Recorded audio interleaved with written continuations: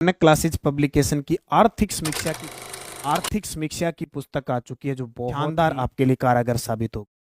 ये आर्थिक समीक्षा 2024-25 और बजट 2025-26 एक साल तक करंट अफेयर्स से पूछा जाएगा।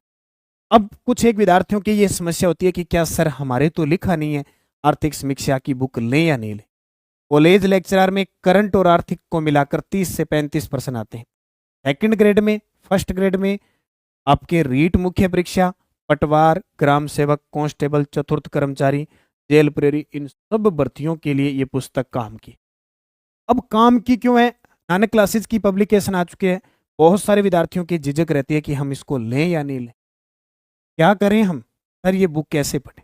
इस पुस्तक की खासियत ये है, सबसे पहले ये मात्र ज्यादा से ज्यादा 110 से 120 रुपए की, एक साल का सरकार का आंकड़ा, यानी सरकार आर्थिक समीक्षा निकालती है, कम से कम 300 से 400 पेज होते हैं। वो तो दर्शाती है कि हमने एक साल में ये किया जो बजट में डाला था।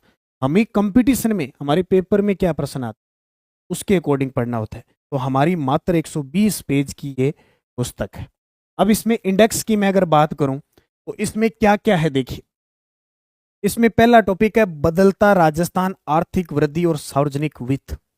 मतलब क्या हुआ इसके अंदर? मतलब ये हुआ कि इसमें जो जनगणना का डाटा है वो दिया जाता है, घरेलू जीएसडीपी कितना है, सेवा क्षेत्र कितना है, प्रचलित मूल्य पर औद्योगिक क्षेत्र कितना है, कृषि क्षेत्र पर स्थिर मूल्य में कितना है, प्रति व्यक्ति आय कितनी है, कितनी प्रति व्यक्ति है, कितना अनुमानित किया गया था, प्राथमिक वस्तुएं, द्वितीयक वस्तुएं, ईंधन हो गया, जो विनिर्माण उद्योग है, इसके संबंधित जो सरकार की योजनाएं हैं। अब योजना पढ़ने का सबसे अच्छा तरीका आर्थिक समीक्षा को होता है।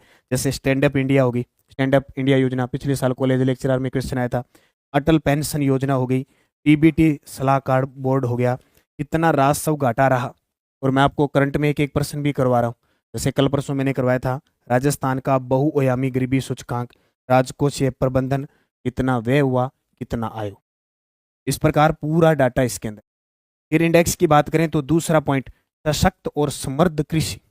अब पिछले एक साल में कृषि के आंकड़े आगे सारे, कितने % बाजरा हुआ, सरसों हुई, गवार हुआ, देश में कौन सा स्थान है, राजस्थान, वो उस देश का कितने %, वो आपको ध्यान रखना है।